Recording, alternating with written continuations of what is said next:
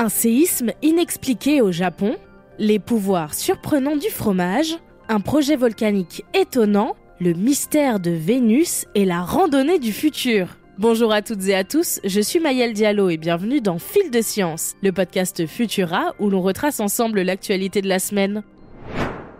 Le Japon a connu un début d'année 2024 dramatique. Le 1er janvier, le pays a été frappé par un séisme de magnitude 7.5.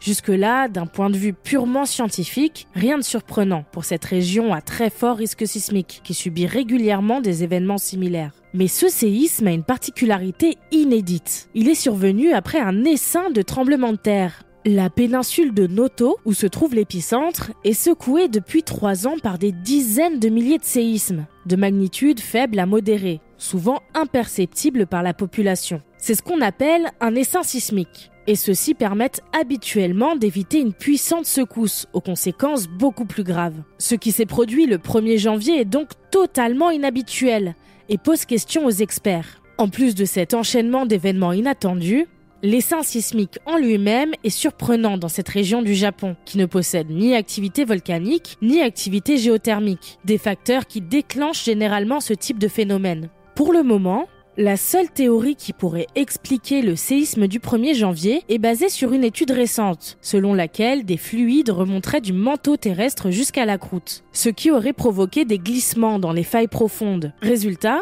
ces 2 dernières années, les secousses étaient plus puissantes, jusqu'à celle du 1er janvier, qui aurait été le point culminant. Tout cela reste encore à étudier, mais comprendre ce processus pourrait nous permettre de prévenir d'autres ruptures majeures. Au Japon, une centaine de personnes restent portées disparues et 200 morts sont à déplorer.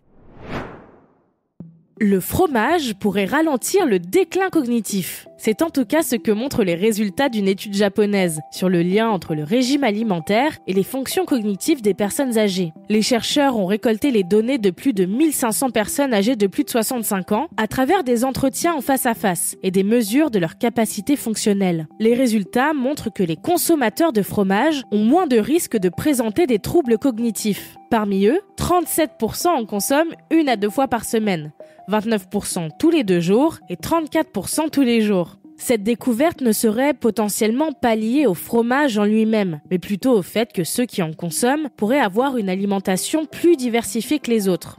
Une autre hypothèse avance que le fromage contiendrait des nutriments bénéfiques pour le cerveau. Il faudra attendre de nouvelles études plus poussées pour mieux comprendre ces résultats et savoir si, oui ou non, le secret d'une bonne santé cérébrale réside dans votre plateau de fromage.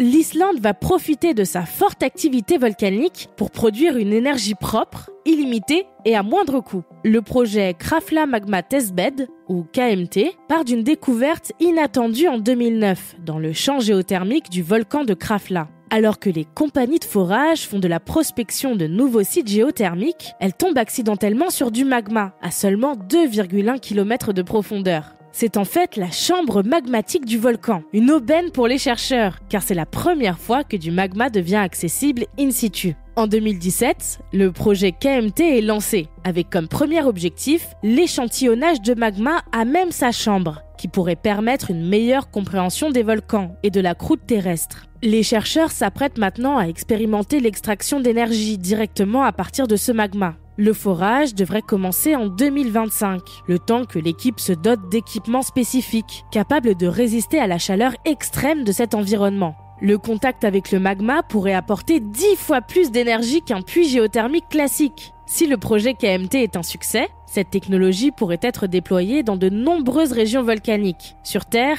comme en mer, et ainsi révolutionner l'énergie géothermique, l'une des options les plus intéressantes dans le cadre de la transition énergétique. Dans notre système solaire, presque toutes les planètes tournent sur elles-mêmes dans le sens inverse des aiguilles d'une montre. Mais Vénus et Uranus ont décidé de ne pas faire comme tout le monde. Uranus tourne sur un axe presque latéral par rapport à son orbite. Quant à Vénus, elle tourne tout simplement dans le sens contraire des autres planètes. Cela veut dire que si nous vivions sur cette planète, nous verrions le soleil se lever à l'ouest. Pourquoi ? Mystère. Enfin, pour l'instant. Des scientifiques américains ont émis une hypothèse dans les colonnes du journal Universe. Au début de l'histoire de notre système solaire, à une époque où les planètes rocheuses comme Vénus ou la Terre avaient déjà rassemblé la majeure partie de leur masse, des objets de la taille de Lune se baladaient encore librement.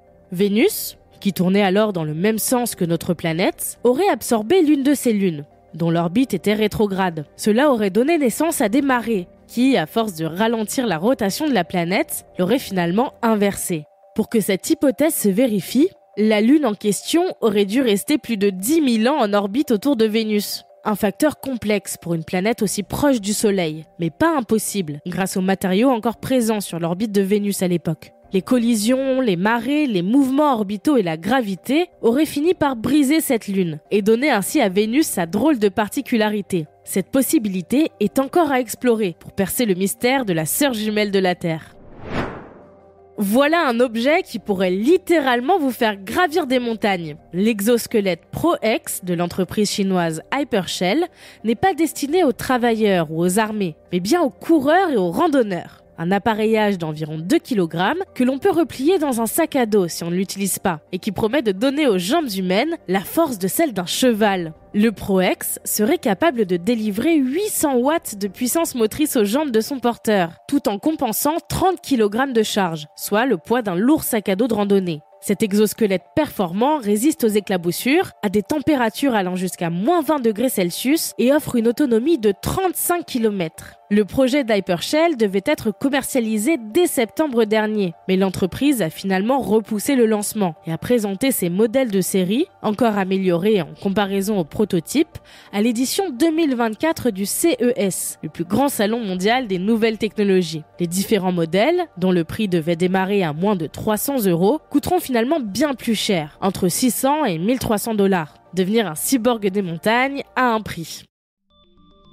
C'est tout pour cette semaine. Si vous nous écoutez sur les apps audio, pensez à vous abonner pour nous retrouver toutes les semaines et à nous laisser une note et un commentaire pour soutenir notre travail. Cette semaine, je vous recommande notre dernier épisode de Futura Santé, où Emma Hollen vous donne les clés pour éviter le coup de blues hivernal pendant ce début d'année. Quant à moi, il ne me reste plus qu'à vous souhaiter un excellent week-end. Et surtout, restez curieux. À bientôt.